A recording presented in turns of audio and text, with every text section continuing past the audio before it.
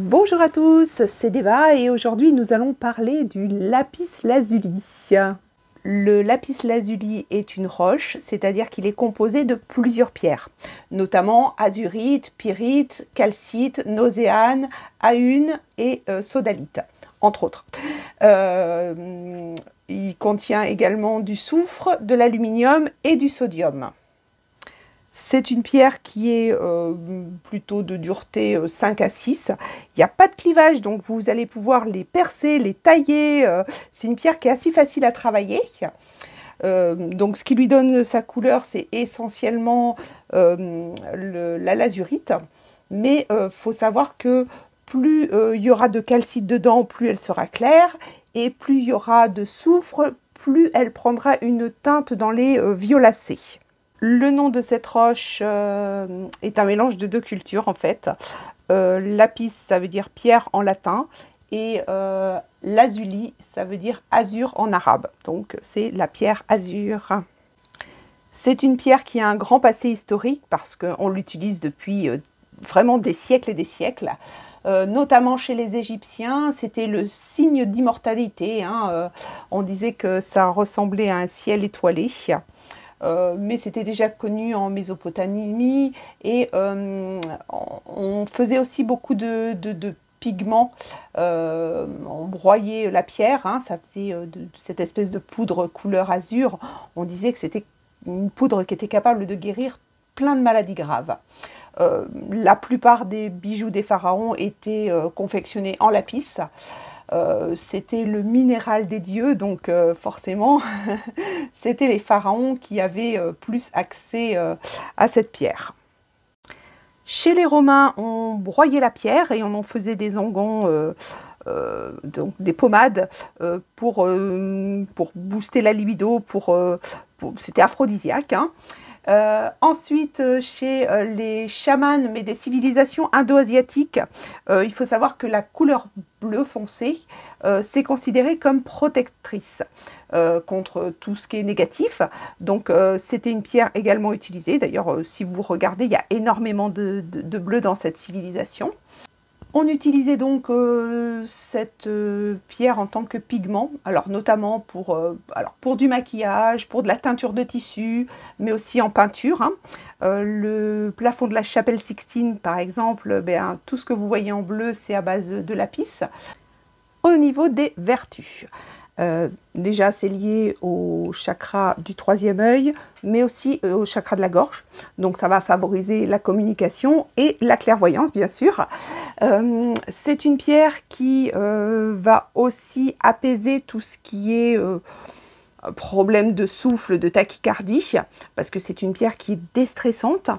Ça fortifie aussi la vision interne, c'est-à-dire qu'on va avoir plus de clairvoyance par rapport à qui on est vraiment, ce qu'on veut vraiment. Alors je pense que ça c'est le côté pyrite qui agit. Il y a aussi tout un côté créatif qui se fait. En fait, c'est comme une sorte de lâcher prise qui débriderait un peu l'imaginaire. Ça permet aussi de communiquer, donc c'est pareil, ça permet d'exprimer ce qu'on a à l'intérieur de soi. Au niveau des vertus physiques, alors ça c'est par rapport à ce qu'on m'a rapporté et mon expérience propre. Déjà au niveau des migraines, un lapis sur la tête et c'est fini.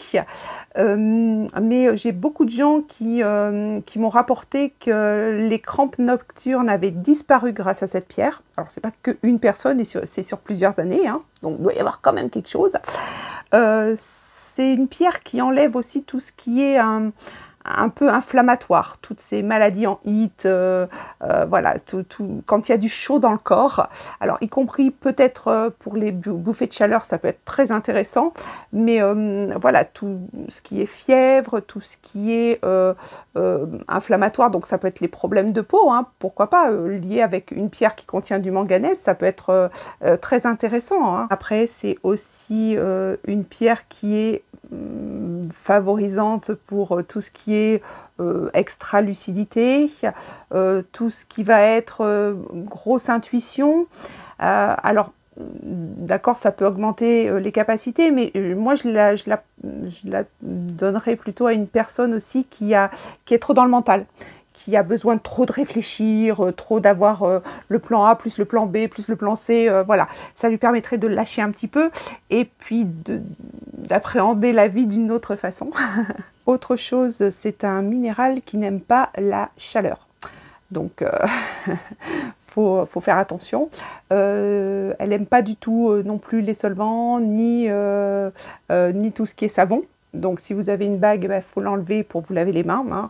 En plus, c'est une pierre qui est un peu mate. Hein, donc, le brillant de la pierre risque de s'enlever très facilement. Donc, après, toutes les pierres qui contiennent de la calcite, il faut vraiment éviter l'eau. Hein, c'est vraiment pas bon.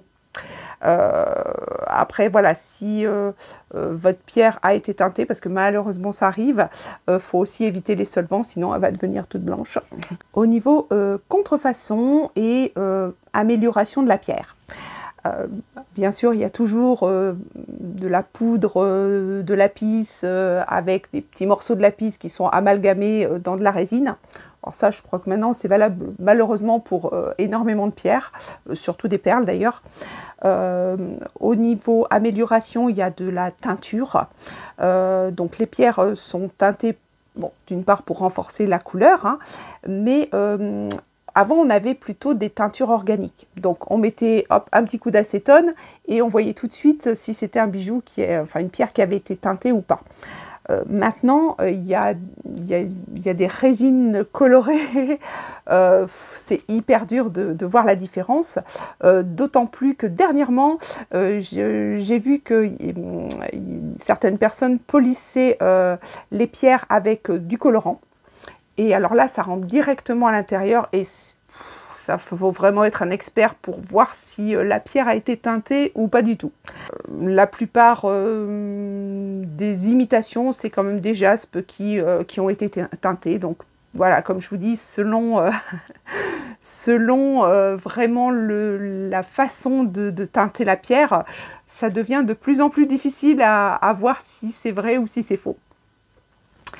J'espère que cette vidéo vous en aura appris pas mal. Si vous voulez, vous pouvez la partager au plus grand nombre, mettre votre petit pouce, vous abonner si ce n'est pas fait. Et je vous dis à la semaine prochaine.